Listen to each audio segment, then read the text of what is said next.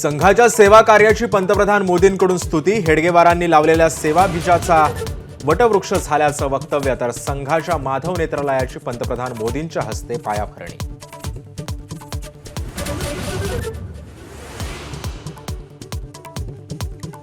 पंतप्रधान नरेंद्र मोदींचं नागपुरामध्ये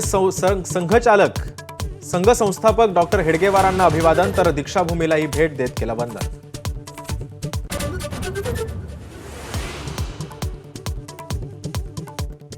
संघाच्या नागपुरातील कार्यक्रमानंतर पंतप्रधान मोदी बाजारगावच्या सोलर इंडस्ट्रीजमध्ये मानवविरहित एरियल सिस्टीमची टेस्टिंग रेंज आणि धावपट्टीचं पंतप्रधानांच्या हस्ते उद्घाटन.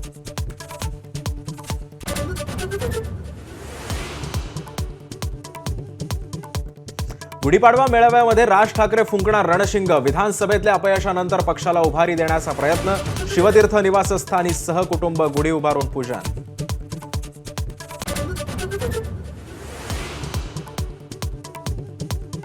यंदा आणि पुढच्या वर्षी कर्जमाफी नाही या अजित पवारांच्या विधानावरून संजय राऊत कडाडले.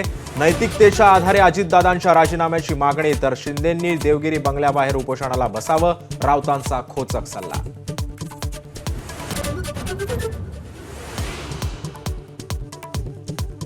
छत्रपती शिवरायांची अपमान करणाऱ्या प्रशांत कोरटकरला न्यायालयीन कोठडी. पोलीस कोठडी संपल्यानं सुरक्षेच्या कारणास्तव ऑनलाईन पद्धतीनं कोर्टात हजेरी. जामिनावर 1 एप्रिल रोजी होणार सुनावणी.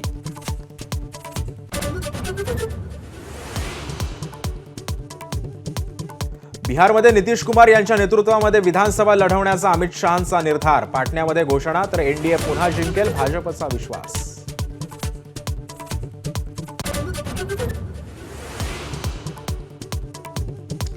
छत्तीसगडच्या चकमकीमध्ये 11 महिलांसह 17 नक्षलवाद्यांचा खात्मा. तब्बल 25 लाखांचं इनाम असलेल्या जगदीशचाही सुरक्षा यंत्रणांकडून खात्मा. तर 7 नक्षलवाद्यांची पटली ओळख.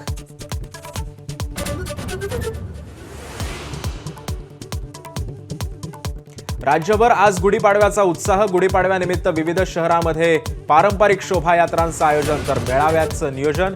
नाट्य सिने कलाकार आणि नेते मंडळींचीही हजेरी.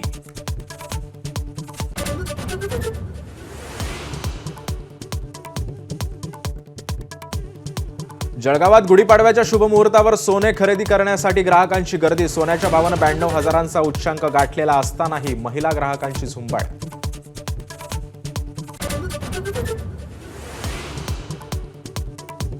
मास्टर ब्लास्टर सचिन तेंडुलकरनं घरात उभारली उंचच उंच गुढी. मनोभावे पूजा केल्यानंतर म्हणाला, गुढीपाडव्याच्या सर्वांना शुभेच्छा. नववर्ष सुखाचं जाओ. सचिनच्या शुभेच्छा.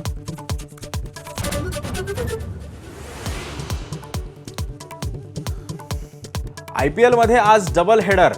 हैदराबाद आणि पंजाब दुपारी भिडणार. तर सायंकाळी चेन्नई आणि राजस्थानमध्ये होणार लढत.